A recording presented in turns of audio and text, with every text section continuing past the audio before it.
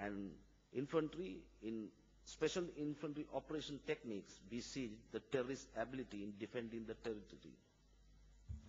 It was proven beyond doubt that given right terrain and the situation, special operation forces and infantry conceptually could deliver the end results. Although it was a great risk to leave majority of roads leading out of the objective as corridors to guide non-combatants or the civilian to safe zones, it turns a momentous achievement for the security forces as they were able to maintain the number of civilian casualties at minimal, if not negligible, as respected to the zero casualty policy during the campaign, rewarding a foremost requirement of the humanitarian mission. The terrorists suffered approximately, or rather more than 1,500 killed and loss of a complete arsenal of arms and ammo, ground to air, down to personal weapons, which made the cannibals incompetent in East any longer. Security forces on the run suffered 156 killed in action and 1,066 disabled as against. The success in the East provided much needed boost of morale to the security forces and broke the will of the LT to pursue its objectives. The Eastern victory sowed the seeds of national unity and certainly contributed to the generation of national will. Last but not the least, the month of Black July, as propagated by the deceived diaspora, was turned into a month of gold by the security forces for the people of Eastern Province, Sri Lanka. Thank you.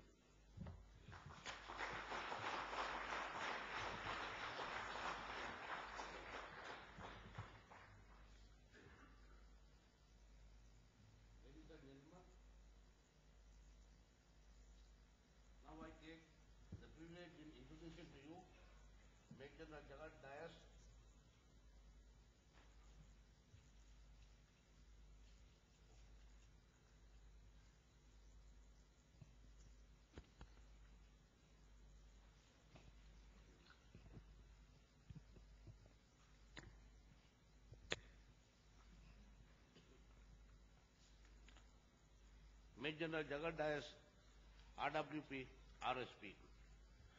Major General Jagat Dayas is an infantry officer with 31 years of illustrious military career. Having joined the Sri Lanka Army in 1980, he was commissioned and posted to the Gajama Regiment in 1982. During his military career in the Army, he has held many key command, staff and instructor appointments in various capacities.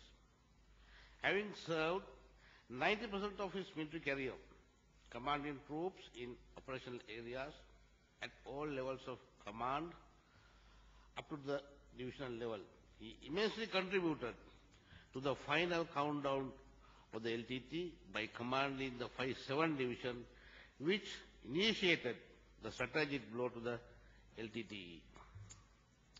Major General Dayas has followed many local and overseas training courses in Pakistan, India, and also participated in many valuable seminars in India and United States.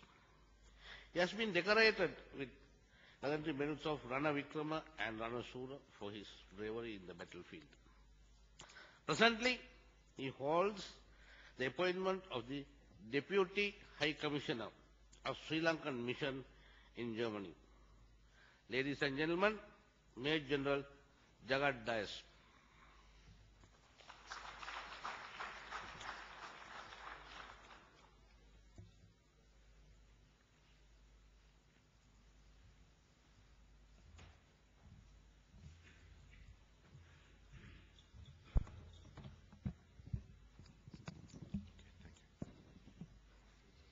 Thank you so much, Mr. Chairman. Good morning, ladies and gentlemen. I invite you with great pleasure to join me to take a brief visit to the jungles of Wani. With me, I hope it will not be tough and boring.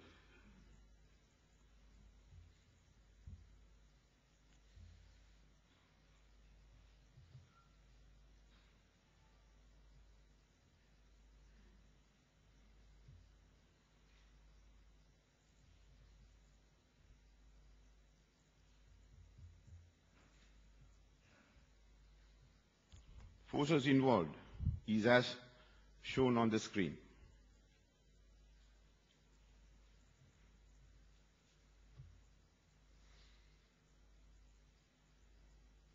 One theater of operations was broadly dictated by 3 lead roads and 2 lateral roads as shown on the slide.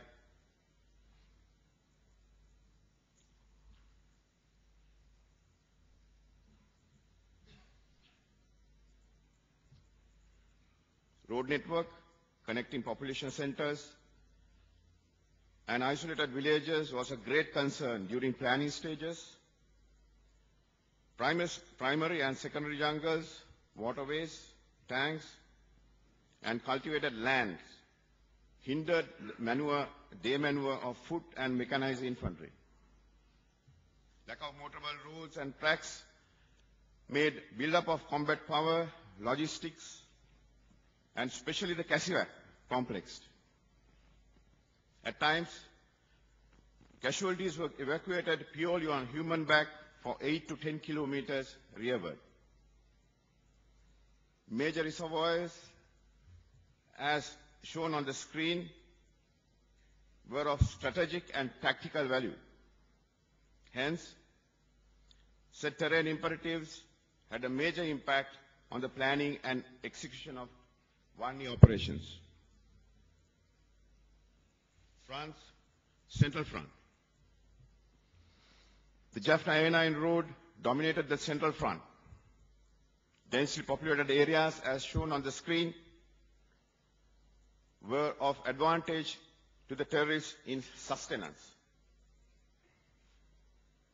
Western Front, moderately populated axis dominated by Mana Punurin A32 road, and the sea on its flank, western flank, was open to Sea Tiger interference, where the LTT enjoyed trouble-free logistics and movement of reserves.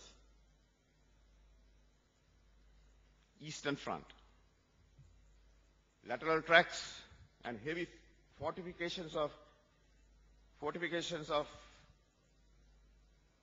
the Andankulam Forest Reserve was the key concern, besides the other terrain essences including Nayaru, Nandikada lagoons, which forced the utilization of armor. The sea to the eastern flank was used by the Sea Tigers to their advantage. Northern Front. Volatile nature of a narrow strip of land having extremes exposed to the sea and lagoon posed disadvantages to security forces. Terrain features of marshes, mangroves, lagoons, scrub jungles, open areas and sand dunes blended with mines and fortifications favored terrorists. Threat. The threat in the northern operations was as follows. Strength. The estimated fully fledged LTT combatant strength reported to be 18,000 at the time of launching of the operation. As operations progressed in early 2008, with the forceful recruitment of approximate 8,000 civilians, the strength increased up to approximate 26,000 cadres. As per the intelligence estimate, it was confirmed that approximate 21,500 cadres were battling at the later stage of the battle.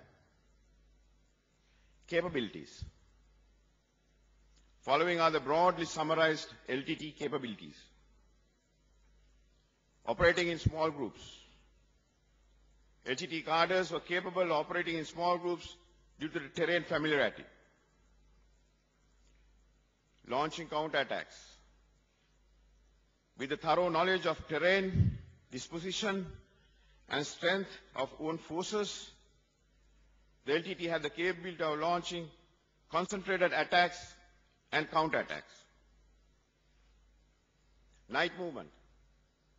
Capable of operating at night due to light nature of the combatants operating in own areas. Combat multipliers of the LTT. The LTT had achieved a level of independence and self-reliance in providing the necessary support required for its land and sea operations. Sea Tigers. The LTT possessed its own sea fighting capability, which was known as the Sea Tiger Wing. Air capability. The LTT developed its air wing to challenge the air superiority of the Sri Lankan Air Force. Indirect fire capability. The LTT possessed